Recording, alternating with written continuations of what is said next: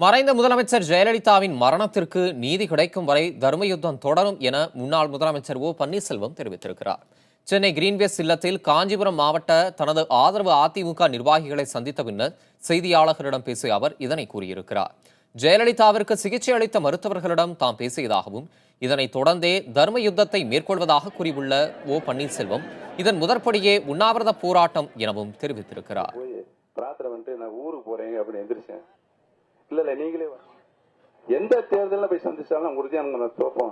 அந்த அளவுக்கு மக்கள் அம்மா இங்கிலாந்து கொண்டு போலாம், அமெரிக்காவுக்கு கொண்டு போலாம். நல்லா பேசிட்டு இருக்கான்னு இடையில சொன்னாங்க. நல்லா இருக்காங்கல்ல, டிராவலுக்கு சரியா வருமானு கேட்டேன். சரியா வரும்னு சொன்னாங்க டாக்டர். கொண்டு போலான்னு சொல்லி எவ்வளவோ மன்றாடினோம். அதுக்கெல்லாம் இடம் கொடுக்கல. கடைசியில 75 நாள் கழிச்சு அம்மா இருக்கிற மரண செய்தி வருது. தமிழக மக்கள் மிகப்பெரிய சந்தேகங்களை மனதிலே கொண்டிருக்கிற சந்தேகங்களை தீர்க்கின்ற வழியை நாம் உருவாக்கவில்லை என்று சொன்னால் நாம் மிகப்பெரிய பாவம் செய்வதற்கு உறுதுணையாக இருந்தோம் என்ற நிலை நமக்கு ஏற்படும் என்பதை எண்ணித்தான் இன்றைக்கு இந்த தர்ம யுத்தம் தொடங்கப்பட்டிருக்கிறது. அங்கே அம்மாவுக்கு சிகிச்சை அளித்த மருத்துவரிடம் சில பேரில் நான் தனியாக தொடர்பு கொண்டு கேட்ட பொழுது அவர்கள் சொன்ன சிகிச்சை நடைமுறைகள் என்னை மன வருத்தப்பட வைத்தது.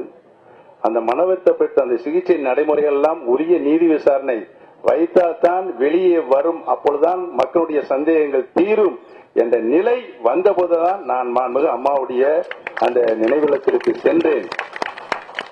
அதற்கு மூல காரணம் அதுதான். இதுவரை நான் யாரிடம் சொல்லவில்லை. அதுதான் உரிய நீதி விசாரணை மத்திய அரசின் மூலமாக, மத்திய அரசினோடு இருக்கின்ற விசாரணை ஆணையத்தின் மூலமாக நடைபெற்றால்தான் அந்த உரிய நீதி கிடைக்கும். அந்த நீதி கிடைக்கும் வரை இந்த தர்ம யுத்தம் முடிய போவதில்லை. தொடரும் தொடரும் தொடரும்.